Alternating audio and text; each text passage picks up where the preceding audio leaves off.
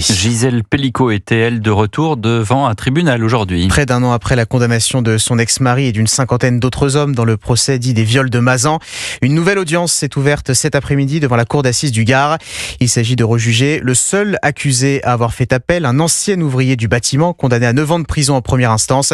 Et Gisèle Pellicot peut compter sur un fort soutien populaire dans cette nouvelle épreuve, Stéphane Burgat. Une escorte policière pour l'aider à fendre la foule des supporters et des journalistes qui l'accueillent. Gisèle Pellicot suscite toujours autant d'admiration.